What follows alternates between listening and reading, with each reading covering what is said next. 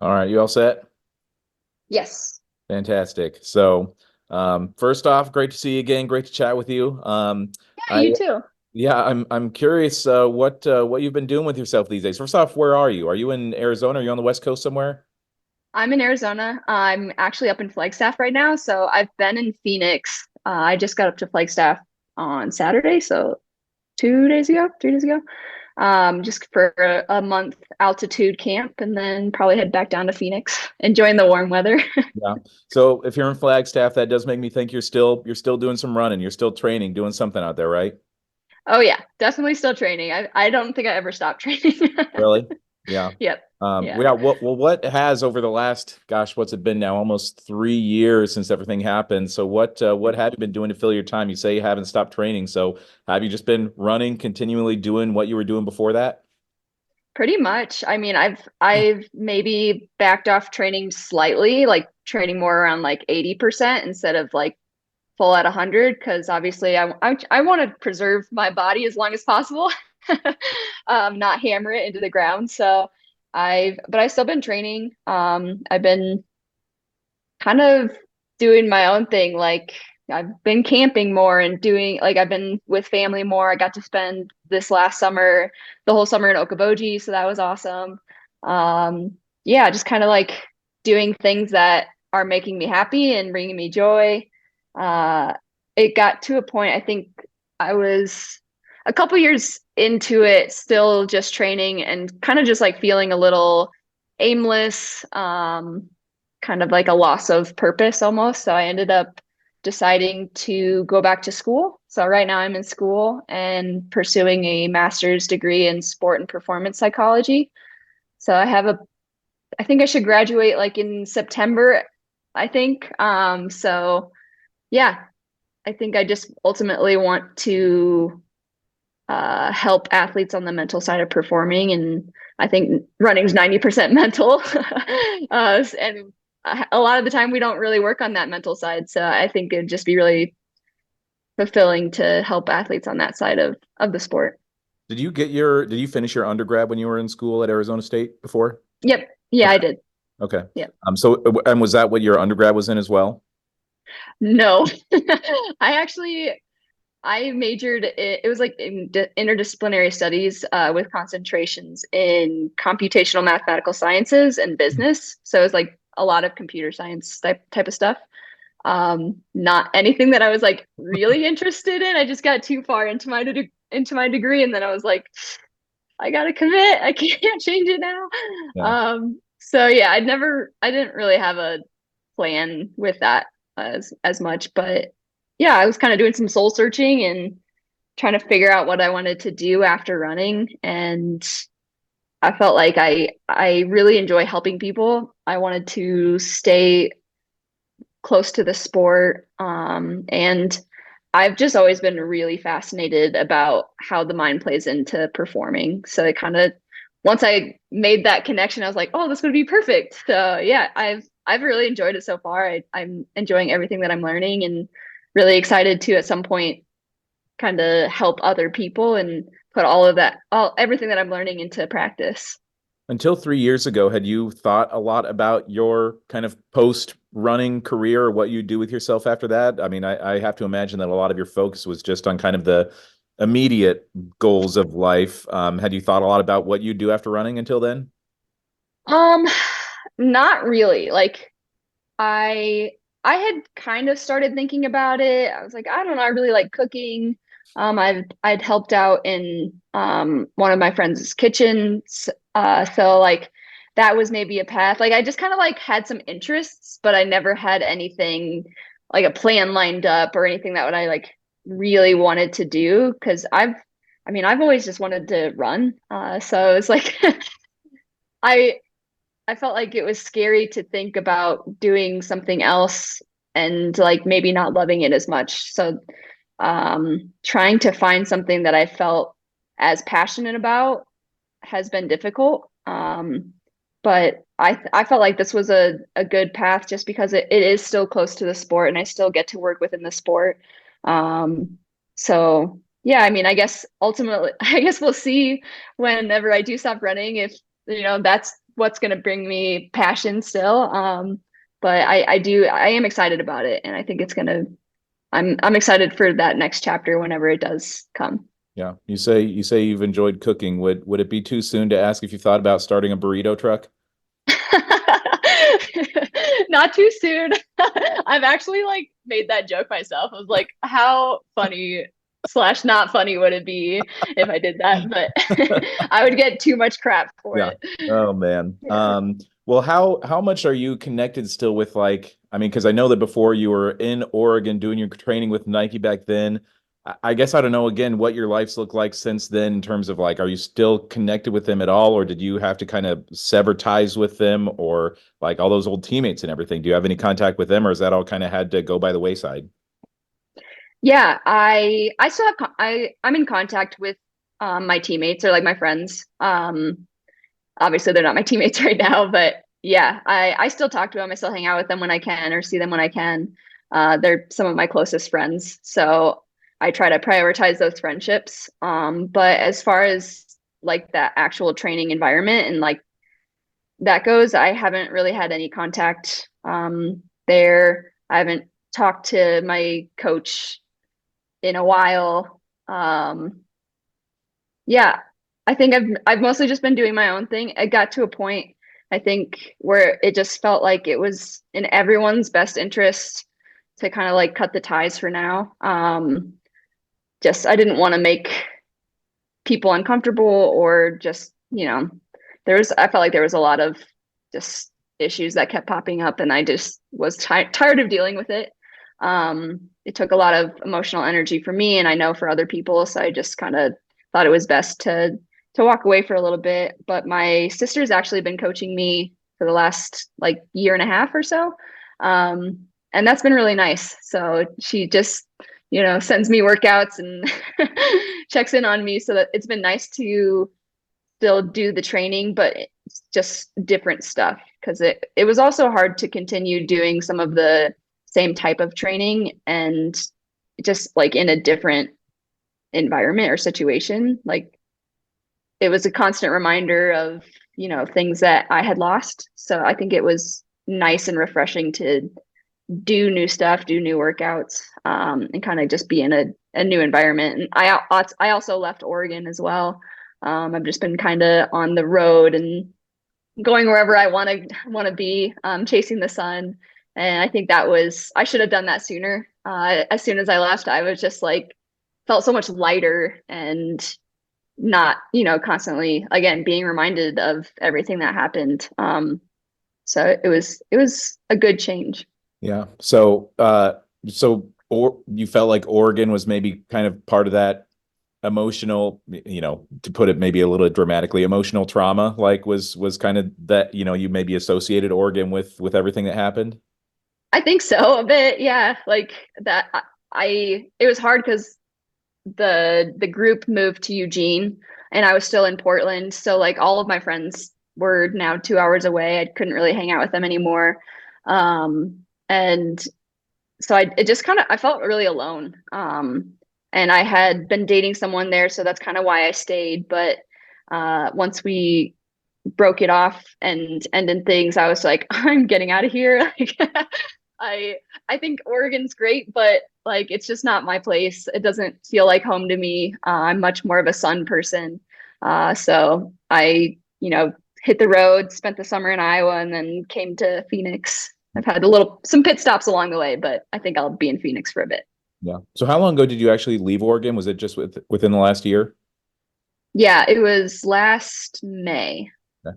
Yeah. Yep. Um, do like I know I think following you on Instagram. I see some of your posts that you'll have sporadically on there, and it seems like for a while you were kind of living the van life. Is that still something you do? Like, do you still kind of live through your van, or do you have like permanent locations that you're set up? I'm not living in my van right now. My van's actually in Oregon in a storage unit, unfortunately. That would be really hard to live out of. It was really fun for a few months, but it doesn't have power steering or power brakes, and it kind of like maxes out at 55. And I'm just like, I don't think I can live out of that long term. So I've actually just been in my Jeep. I put pretty much everything in a storage unit in Oregon, and then what I needed for the next year, I just stuck in my car and hit the road. So I've been like initially I left, went to Park City for an altitude camp, and then from there I went to Iowa, spent the summer in Iowa, and then kind of stayed with my sister in Iowa City, which was awesome, and then had a 6 week stop in Denver, and then to Phoenix. So I've just been mostly staying with family, spending time with family, and trying out some new places. Is your sister in Iowa City? Is she the running coach? Hmm. Okay. Yeah. Does she work with the school or the university or anything? Yeah, so she's the women's distance coach at University of Iowa right now. Really? Okay. I didn't Yeah. realize that. Is she, let's see, is she still a Houlihan or what's her name? Yep. Shayla. No kidding. Okay. Huh. Yeah. Through this time, like, well, first off, right now, what kind of running shape are you in? Like, do you feel like you're still, I mean, kind of at your peak, or have you dropped off with your times, or where are you at right now? That is a great question. I have no idea. Honestly, it's hard when I haven't raced, so it's just hard to really see where I'm at. Last year I didn't really do a ton of time trials. I felt like I burned myself out of that the year before, and just was having a hard time getting excited for them, so I just didn't really do them. But I think I did one time trial and I did like an 8K on the road and ended up running super fast. What would have been an American record and I think maybe a world record. But I mean, no one runs 8K though, but I mean, it was still really exciting. Like, okay, I still kind of got it. Um, and I felt really strong. I felt like my old self. So I'm excited to see. I'm actually gonna do some time trials this year. I have a couple lined up in a few weeks, and then probably some more this summer. So it'll be a good gauge to see kind of where I'm at. But yeah, I think I still got it. I think we'll see. So there are still events that you can do. I didn't know, again, with your suspension, like if there's stuff that you're able to still do or not do, or if you're kept out of a lot of those things. I'm kept out of pretty much everything except like I can do, I did the Okoboji 10K this summer. So like the small races that aren't USATF certified or like have nothing to do with USATF, I can do stuff like that. Like I did the beer mile as well. So that was a fun event, something to look forward to. So yeah, just things that like are more low key, don't really count for anything. I can do stuff like that. Mhm. Did you, over the last couple of years, ever like, has it ever crossed your mind to just retire from running at all, or did you know through all of this that like you wanted to keep at it and keep still trying to fulfill that dream? I think when it initially kind of started, when I found out that got banned, it was definitely like, this is it. Like my running career is over. Um, but I felt like as the weeks went on, I just had so much left that like I really just want to see what I'm capable of. And I didn't feel like I found out what that was yet. And I decided like, you know, I still can control my future and my running career. Like I'm not going to let someone else dictate what that looks like. And I just didn't feel like I was done. So I contemplated quitting for I think 2 weeks, and then I was like, no, I'm getting I'm getting back into it. I think I took a month off or 3 weeks off, and then started training again. Did most of that motivation come internally, or did you have a lot of people in your ear telling you to keep going? It was mostly internal. I think I think everyone around me would have just supported whatever I wanted to do. Um, but yeah, I don't know. I think if I walked away, I would regret walking away. And like knowing that, I just felt like once I figured that out, it was a easy answer. I needed to keep training and try to come back and just see what happens.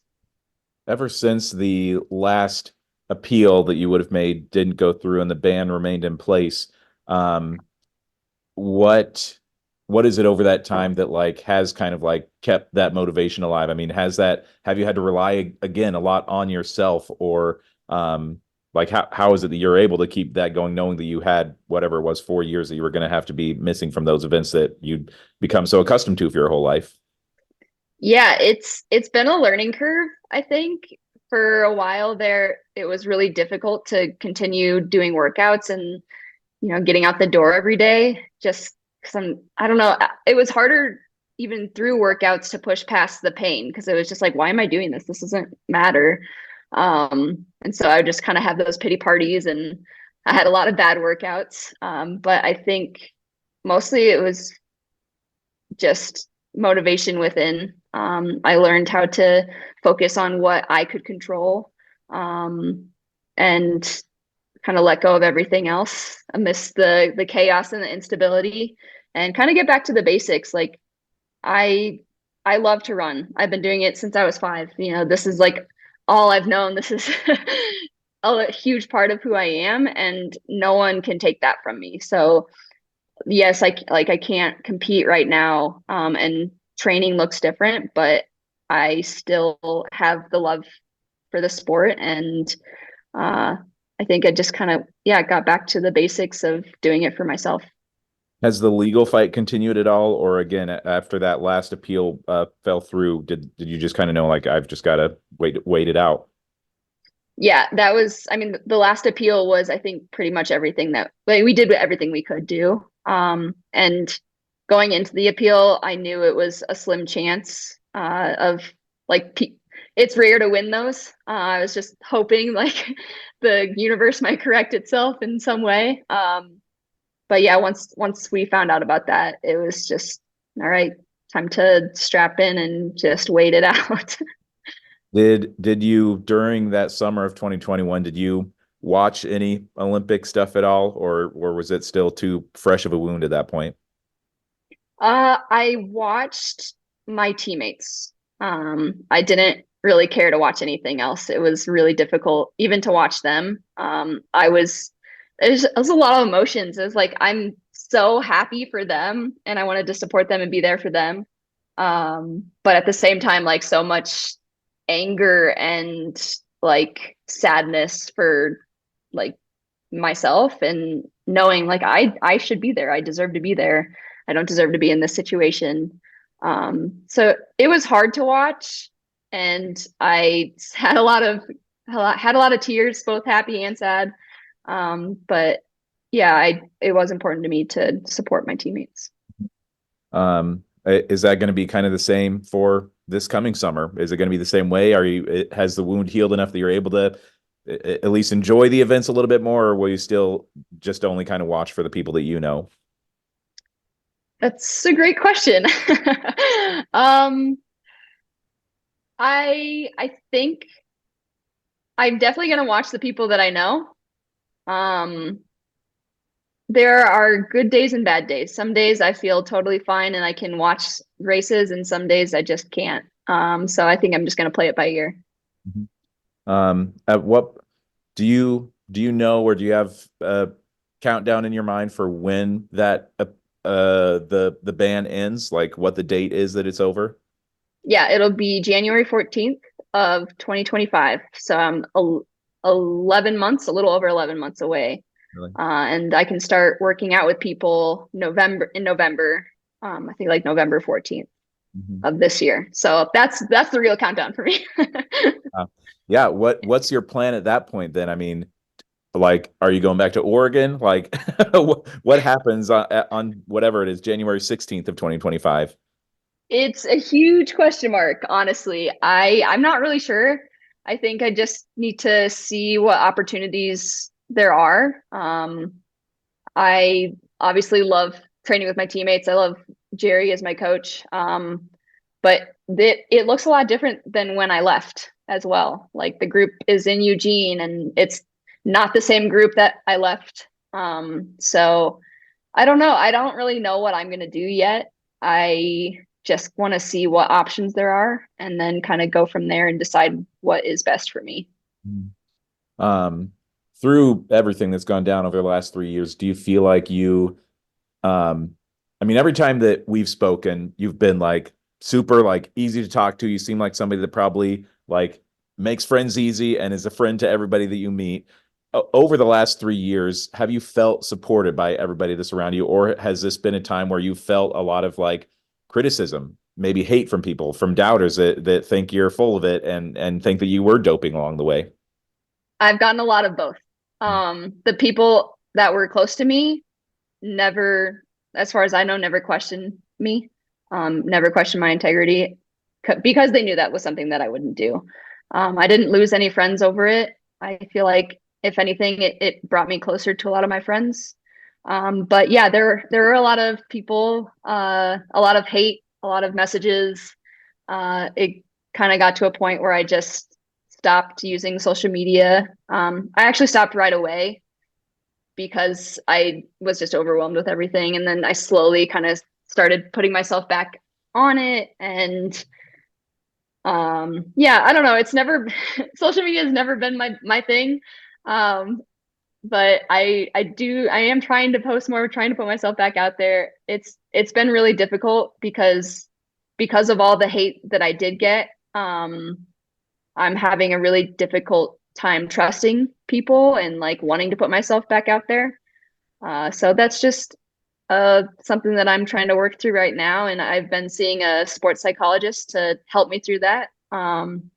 Especially, it's been hard to train and show up at tracks where other runners are. And like, it doesn't matter who they are. Like, I'm like, I don't know, what if they know me, if they believe me, are they going to be mean to me or not? Like, I think I was just kind of like experiencing threats everywhere all the time. Um, so it's been a little traumatic, honestly, and it's been something that I've had to continue to work through, especially when you know the ban is kind of starting to.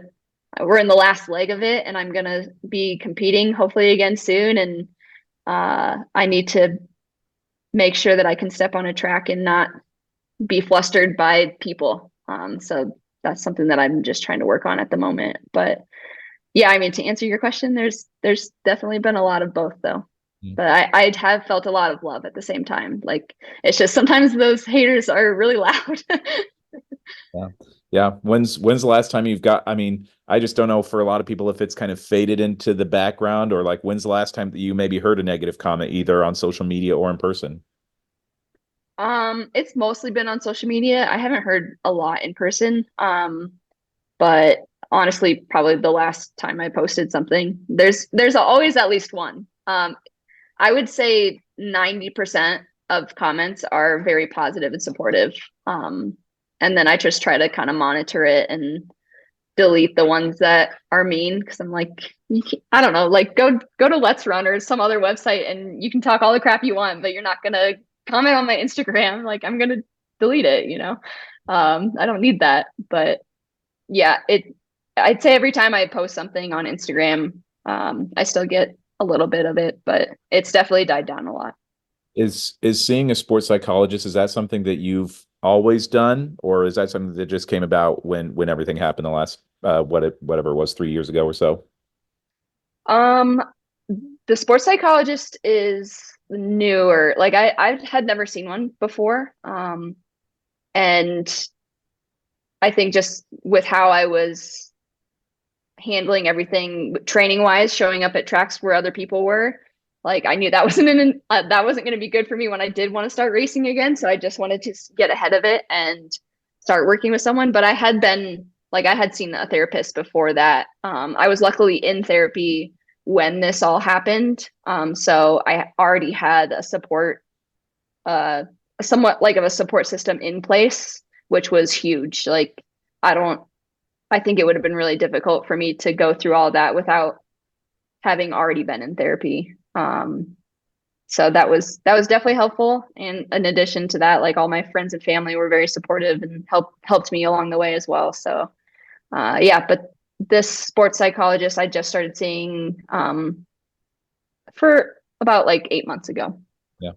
Your story and the way you talk about it reminds me a lot of some of the stories, podcasts I've listened to of people who kind of went through like cancel culture type of stuff, people who had that and then like lost a lot of friends because of it, kind of found out who their true friends are. Is that the way you felt sometimes? Like, I mean, kind of getting canceled in a different way, but have is that a little bit the way you felt?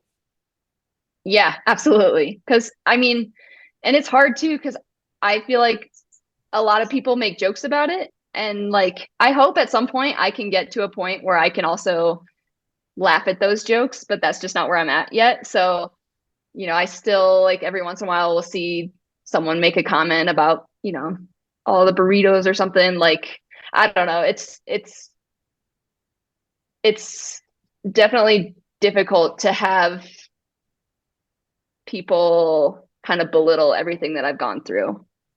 Because, I also don't know if that's what it was. Like with the way the system is set up, it's on the athlete to figure out what happened. And I just couldn't figure it out. Like this was the meal that I had eaten the night before at that food truck was really the only lead that we had. But it could have been from something else that I, maybe hadn't considered. But we tried to prove that the best that we could, and it just wasn't good enough.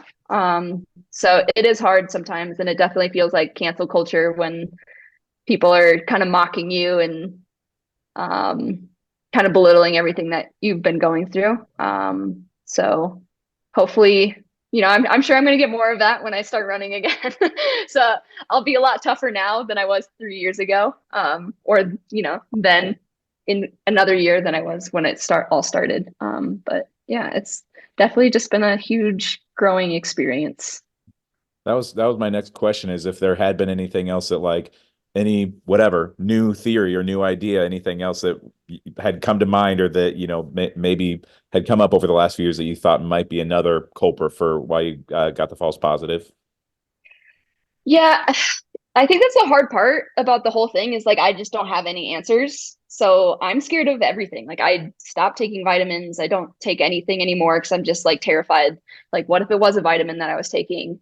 Um, so I mean, I don't know if I have like really any theories. We've thought maybe like I'm on birth control. I have an IUD, and like maybe that's a factor in that.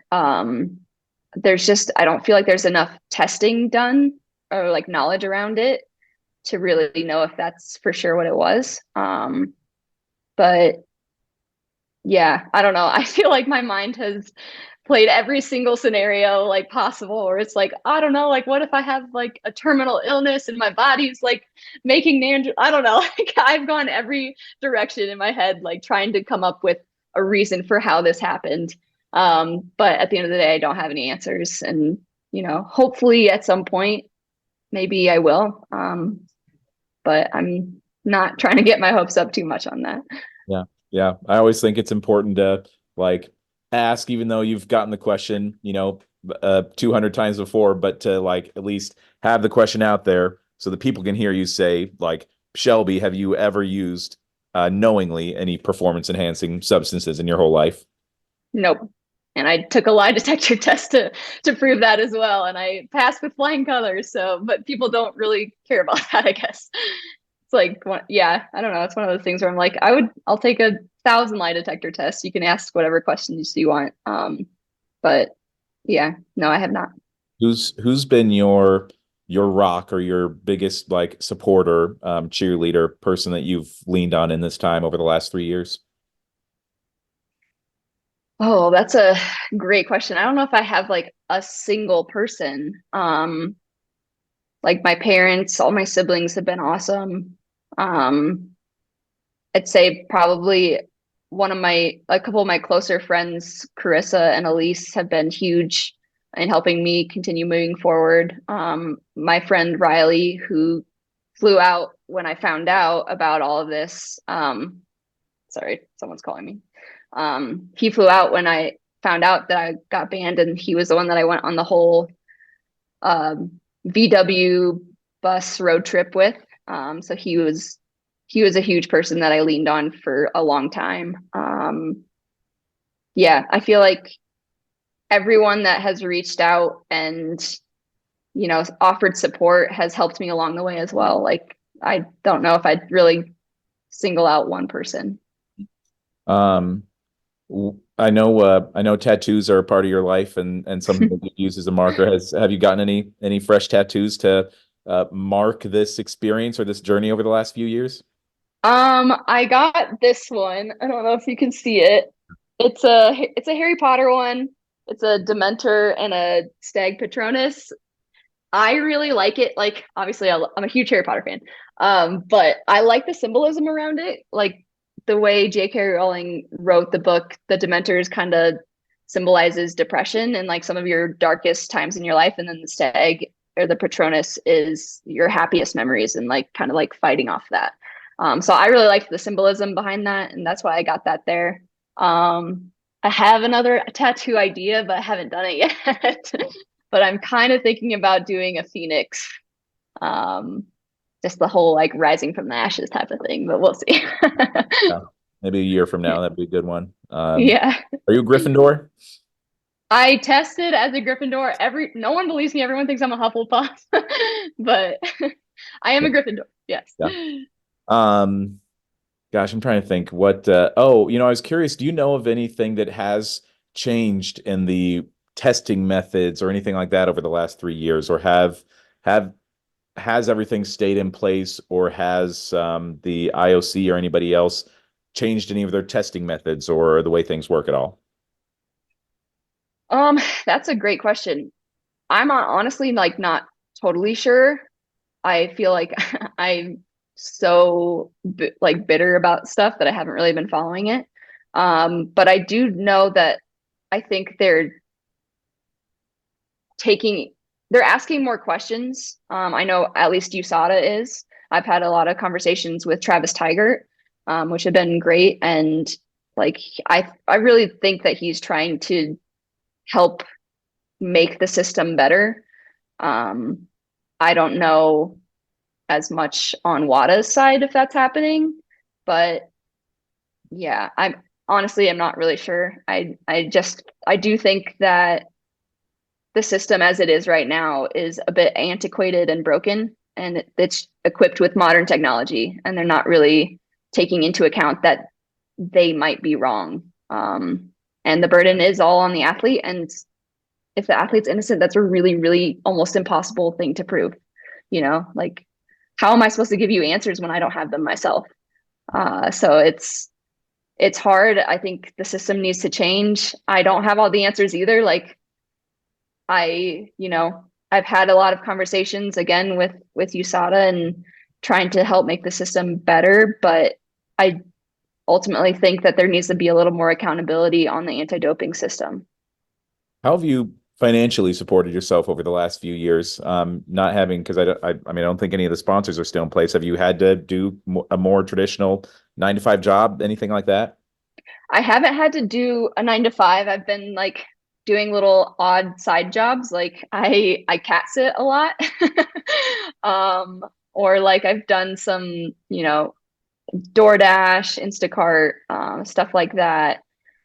I mostly have been cutting back on like my living expenses. So like I moved out of Oregon and I've been renting out my place. So the mortgage is covered there and stuff. And I've been living with my family pretty much the entire year. Or even when I was living there, I had roommates. So I had a lot of rent income. So I've been able to kind of just stay afloat with a very with a decline in like overall income, but uh yeah, trying to just keep my head above water, cut expenses where I can, drive pretty much everywhere. A lot of road tripping. Yeah. Um, but yeah, I'm making it work. So Has anybody you've DoorDash for recognized you? Anybody that knows who thank you God, are? no. No. I haven't done that one as much. I've been mostly cat sitting. Like once I found that, I was like, oh, this is great. Someone's gonna pay me to just hang out with their cats. This is awesome. So I've been doing a lot of that. Yeah. Um, is has that and everything that goes along with it just been kind of a um humbling last few years going through all this? I mean, again, from going from being an Olympian to cat sitting and everything. I don't want to shame anybody doing cat No, sitting. It sounds like a lot of fun, but like, I assume that has to be kind of a humbling time for you. it definitely has been. And honestly, like I think it's in a lot of ways there's a silver linings in things. You know, I if I hadn't gone through this, I wouldn't go back to school and kind of be on the path that I am now. I feel like I've grown so much as a person and like learned so much about myself. And I think becoming an even stronger athlete as well. But I've got to hang out with my family more and like do more stuff. So I'm trying to create positives where I can. And, you know, I honestly like I've really enjoyed the whole cat sitting stuff and I might continue doing it even as I'm competing. Mhm. Or like even with the mental performance coaching that I want to start doing, like I could do that in addition to competing as well. So I don't know. I do feel like I've made the most of everything that's happened and I'm honestly like I'm really proud of myself for getting through it and being where I am right now. Is there anybody who's gone through anything similar to you, either for you or after you, that has reached out to try to help support you in this, or vice versa, that like has happened in the last 3 years that you've been able to help support in their journey through this? Or is this experience still feeling kind of unique to you that you haven't had anybody to kind of relate to it? Um, there's been like, especially when it first happened, there were people that had reached out that were like, "Hey, this has also happened to me," which in some ways made it like I wasn't the only one going through it, but at the same time, it made it so much more sad that I wasn't the only one going through it, and that this was a problem.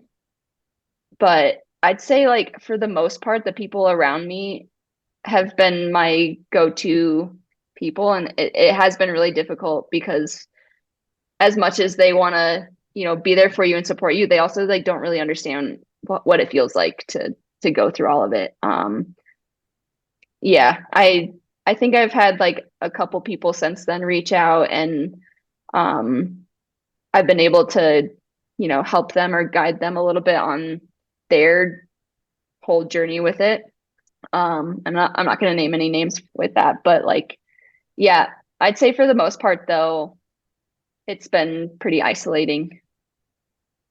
Do you see it as a chance, again, because assuming that USADA doesn't, or WADA doesn't change any of their testing methods, like, do you see as a chance that, like, hey, next time this happens to somebody, that you'll at least be in that place where you can help provide some guidance? I mean, again, especially with this degree that you're getting. Absolutely. Yeah. I mean, like I said, I have been in contact with Travis Tigert with USADA and like kind of scheming on how can we make this system better. Like, I think there needs to be support mentally for athletes that are going through this. Like, honestly, it's so hard whether you're an innocent athlete or not, I think, to go through this process because it's so isolating. Nothing is in your control. Like people are dictating your future. And I think like some sort of support group even to like have an option there, just to have people to lean on. And luckily I had a good support system in place at the time, but like I can't even imagine if I wouldn't have. Like I know where mine like was personally, and like if I didn't have that support, I like it wouldn't have been very good. So I think a lot more mental support surrounding athletes going through this is hugely important. But yeah, I mean, there's a lot of ideas. Ultimately, the anti-doping system needs more accountability. That's like my main point, I think. I don't know, again, like, if there's the last few years I've lived over in Cedar Rapids and been working at a station over here. And so we obviously cover the University of Iowa a lot. And if there's anybody who, like, just kind of a somewhat similar journey that I've seen go through, has been Caitlin Clark, especially over the last year, just like obviously different, but at the same time, just somebody who, like, every move that she makes there is just like a growing number of haters and doubters and people who want to say like, oh, that fan ran into her, she flopped, she fell over trying to get sympathy, things like that. I didn't know if that's like either a appropriate parallel to be drawn, or like if she's somebody, again, with your connection to Carissa Schweitzer, like if you have ever met or come in contact with Caitlin at all. I haven't, no, but yeah, I mean, to what you were saying, it's really difficult like being in that spotlight, right? And like every move you make or everything you say is just being dissected and like kind of given a narrative. So, like anything that you do or say can be twisted in a way to like support someone's opinion of you, right? So like that's really difficult. Even if you have the best intention, they can take it and say, oh, well, this was actually the intention. It's hard to, especially with social media and like how easy people can just state their opinion without having any facts, um, and almost treat it as if their opinion were fact. Yeah, it's really frustrating. The huge reason why I stay off of social media. Yeah. I think there are some good aspects to it, but I think I've just been a little bit jaded to see all of the negativity and almost in a way it's just like our kindergarten, rules got thrown out the window, like treat people the way you want to be treated, like what happened to that?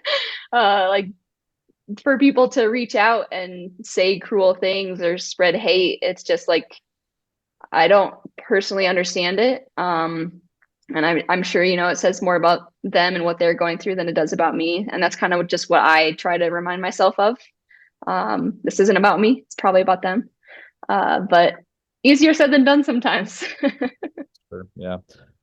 What are your goals right now? I mean, after 2024, the next Olympics is 2028. Is that where your focus is, or what do you have as a main kind of career objective right now? First is to graduate school, get my CMPC licensure. But as far as running goes, I have a lot of goals. Ultimately, the main goal is just to see what I'm capable of. That's always been the main goal. That's never changed. Uh, I am hoping if I can stay healthy and be in the type of shape that I want to be in, um, January of next year, I'm gonna try to go after every record that I can. That's my like goal for right now. Obviously, LA 28 is a huge thing that I'm looking towards. But if I've learned one thing over the last 4 years, it's like just treat every year as a year. Like doesn't matter if it's an Olympic year, world year, off year, like it's just a year and I'm gonna try to train hard and do the best I can. Um, I think that's made it a little easier to cope with some of the loss of, Olympics and worlds. Uh, but yeah, so I'll be full force come next year. Yeah. Does it does it bother you? I mean, again, kind of going back a little bit to the social media conversation, but like whatever you do accomplish, even though like and I'm sure 99% of people and the people you care about know that like it's whatever, you've done it cleanly and justifiably and legitimately. There's going to be people out there that no matter what you accomplish, there's going to be people saying that oh, she probably cheated. Yeah. Yeah. And that's been a really difficult thing to try to process through. But also like even if this didn't happen, there would still be people that are saying that, like it wouldn't have mattered either way. I think unfortunately this just like, I don't know, it puts maybe more people's minds in doubt, which is unfortunate. And it's been a really difficult thing to try to like accept, because it's like all of the hard work and like I did things the right way. I was patient and like I loved the sport and I had fun doing it. And it's just like all of that work almost felt like for nothing, just to like have this happen. has been a really difficult thing to try to like navigate and get to a point of acceptance. And I don't know if I'm totally there yet still. And maybe I never will be. But yeah, I don't know. Wow, I like lost my train of thought there. But what was the question again? I'm so sorry. Oh gosh, what was the question? I don't even. Oh, I think I was just asking, like, yeah, just if that's frustrating, like knowing that it's impossible to prove yourself to every single person, Yes. that there's always going to be doubters out there.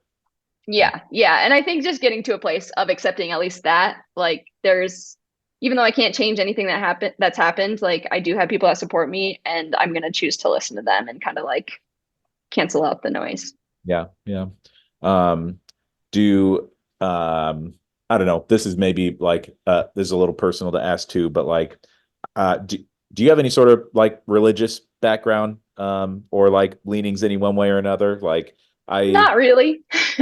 I just didn't know. I mean, this is a conversation that some people would say like either, if they are a religious person or have a faith background, like either it like brings them closer to that deity, or like it maybe drives them farther, like that they, have frustrations with how their life has turned out or how things have gone.